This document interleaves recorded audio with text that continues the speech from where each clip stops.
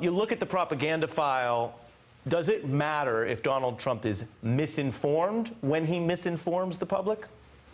Well, as a lawyer, you know that we live in a system of checks and balances, and one of the checks on the president was always assumed to be reality itself. With Trump, that has become a kind of obstacle to his agenda and to his psychology. He can't actually handle a reality check. And that is why this Vice report is so interesting, because the staff is solving a kind of problem for him, which is that he can't survive a reality check, and they're giving him the positive news. How do you, the question becomes, how do you solve a problem like reality? Yeah. And then you were writing about, we're going to put on the screen, Trump as an information source, and there's a study looking at the trustworthiness of different sources of information and what people think is not trustworthy. So at the top, you have, Occupy, Democrats, Breitbart, and Trump.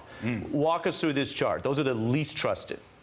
Yeah, so Trump is here presented as an information source in himself, widely mistrusted compared to the others. And what I think is so interesting about this way of displaying the information is that, one of the big trends in the presidency over the last decades has been the growth of executive power. And each president has assumed more and more power, right? As you know, as a lawyer.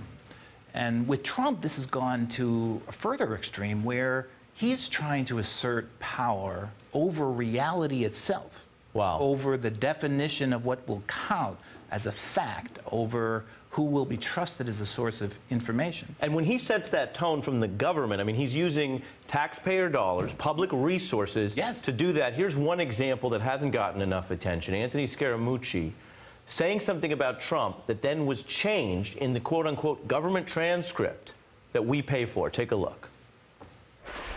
I've seen this guy throw a dead spiral through a tire. I've seen him at Madison Square Garden with a top coat on. He's standing in the key and he's hitting foul shots and swishing them, okay? He sinks 3-foot putts. He sinks 3-foot putts, and then the government transcript says 30. You're right. Well, that's an expression of this idea that executive power is so majestic that it can extend to changing reality itself. And that's what the aides are doing in that Vice report. That's what Trump is constantly doing when he's discrediting the mainstream media. And it's really a new concept in democracy that we can survive an executive who tries to redefine what is real in the world. Hey there, I'm Chris Hayes from MSNBC. Thanks for watching MSNBC on YouTube. If you want to keep up to date with the videos we're putting out, you can click subscribe just below me, or click over on this list to see lots of other great videos.